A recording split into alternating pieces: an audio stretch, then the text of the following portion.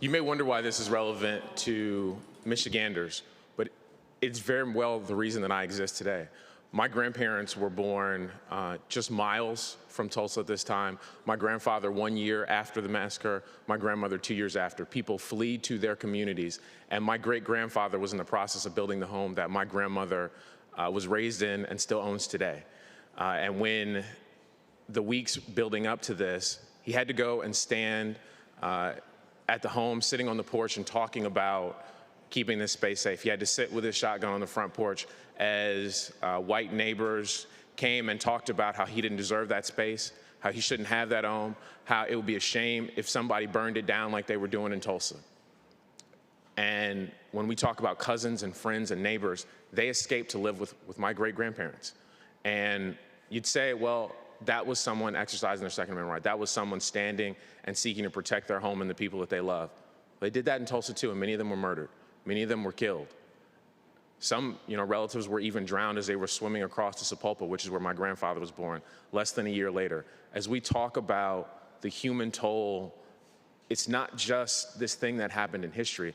It's this thing that my family and families like mine had to deal with and continue to deal with today.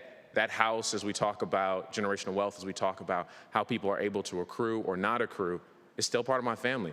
And you may say, well, yeah, it's, house is a little over 100 years old. My grandfather built that with his bare hands. My dad still has the tools and the plans for that home, and pride, he takes great pride in that. Like, we were just holding a hammer and looking at those things because my great-grandfather built a house with it.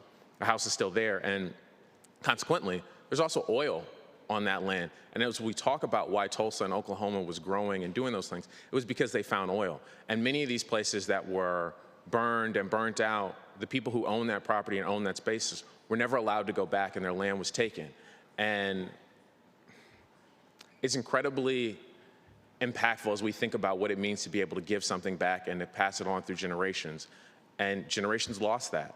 And not only did they lose that space, but so many of those generations never happened. I mean, just by a turn of chance, I could absolutely not be here because one or both of my great-grandparents could have been killed that day, as their friends and cousins and relatives were. And this is the grandchildren of people who went on the Trail of Tears, right? So this is not something where when we talk about history, it is some obscure reference to something that happened. This is the reality of my family and the reality of many Michiganders. My great-grandfather, who was sitting on his front porch, his great-grandparents had been pushed along on the Trail of Tears, right? Like, these are folks that, as we talk about history and what it means to tell the story of these people, it is not to punish people from today, it's to recognize that we are here because of what has happened to us and our families. And as we think about this 100 years, as we think about those things, and we say, oh, well, that was so long ago.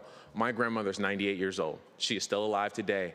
And the way that she operates and interacts with the world is colored by those experiences. It's colored by having grown up in a community where people were like, well, you can't get too much because they'll come burn it down. They'll come take it.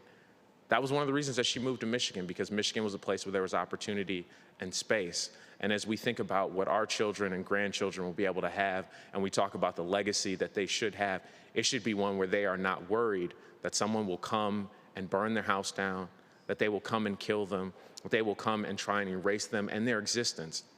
And as we talk about why it's so important to talk about these things, it's because they happened.